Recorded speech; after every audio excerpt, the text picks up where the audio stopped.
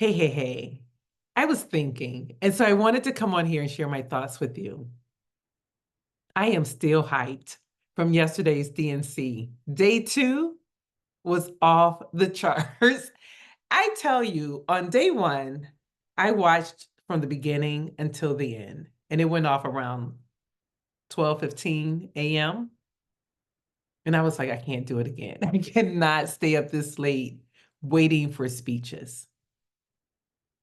But I did. Yesterday, of course, I wanted to see the second husband for our forever First Lady and President Obama. But I also got caught up in the roll call, which I thought I would not watch. I was like, ooh, roll call's coming. Let me go ahead and do what I need to do until I saw DJ Cassidy. It was over at that point. That was so fire. So fire. They were having so much fun at my house. I was having fun and it was electrifying. So I can only imagine what it was like there at the United Center. They are having a ball and they are energized and hopefully will be mobilized and ready to do the work after this convention is over because we have hope. We have hope. We smell it now, right?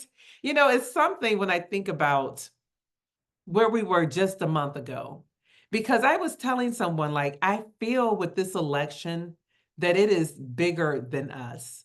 Like, we are not going against people. Like, there is powers.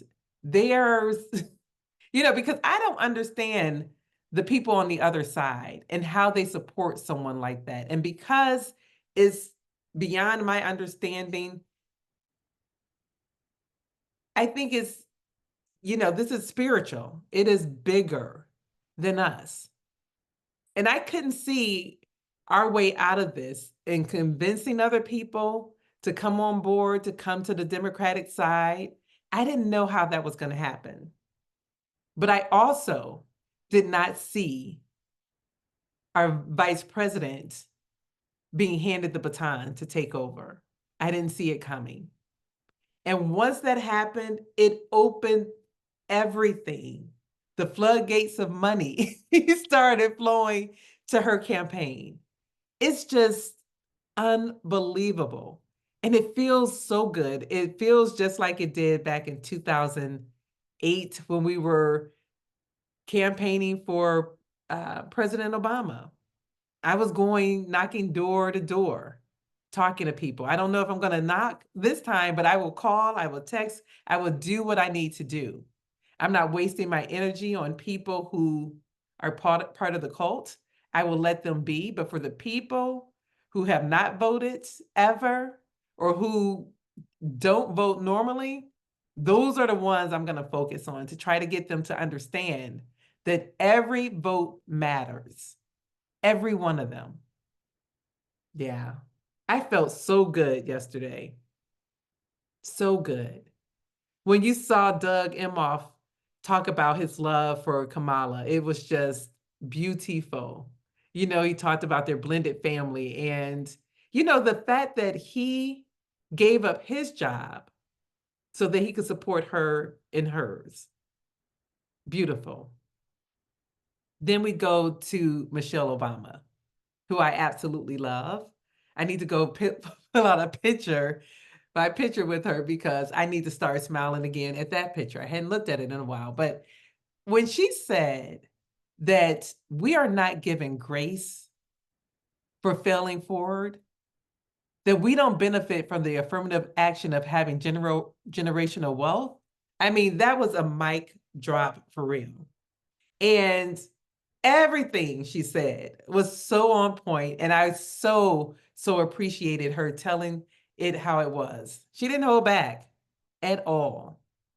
And then we go to President Obama, who will always be a great orator, always. And he just brought it on home.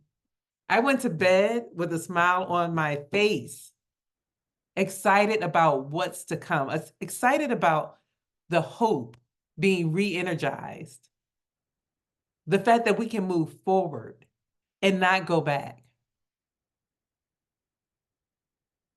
Of course, I did something I shouldn't have done. I headed over to Newsmax because I just needed to see what they were gonna say. Like, how can you criticize the energy that was in that building yesterday? But they found a way. You know, it's something because I realized they're gonna always find a way, right? So I need not to bother and waste my time with that because I don't wanna be emotionally hijacked based on what they're saying. Because they don't say anything that makes sense. I just happened to because I had one on there yesterday was in my recent, list, and so when I was scrolling, I passed it again, and this time I saw a video where they had Tim Walz and Kamala Harris in a Chinese army uniform. Mhm. That was the commercial. It's amazing what you see. And it's something and part of the reason that I like to go over there is because I want to see what they're saying and seeing how people are being manipulated because I don't get it. But when you're fed fake news, surprisingly, when you're given false information, disinformation all day long, then you start to believe it. And it's just amazing to me how if you just took a moment to think beyond, just do some critical thinking, then you will see that some of this stuff don't even make sense. But, that's neither here or there. I want to stay positive. I am looking forward to day 3. I'm looking forward to hearing from our future vice president and hear what he says. And then I'm looking forward to tomorrow as well. Yeah, this is going to be some good stuff. And if we do what we need to do, we're going to be okay. We're going to be okay. Yeah. So that's what I was thinking about today. Wanted to share. What was your favorite moments? If you watched any of it yesterday, what was your favorite moments? I tell you, I also appreciated that one lady who was Trump's aide or secretary, whatever she was. I can't even think of what her title was.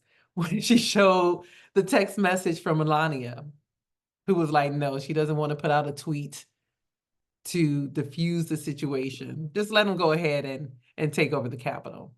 Yeah. I saw in some group where they were saying we need to pray for her because she put her life at risk doing that, which she probably did because we know that the crazies are crazy. But I appreciate her bravery, her courage to get up there in front of the nation and tell the truth as to what she experienced being part of that team. So anyway, let me know what your favorite part was of the convention, and not just yesterday. If you enjoyed something more on Monday, let me know that too, because I'm gonna go back. I've already listened to Michelle Obama's speech again, and I even watched some of the roll call again because I just wanted to be hyped, and it was good to listen to it in the background. But yeah, let me know. All righty, take care. Bye bye.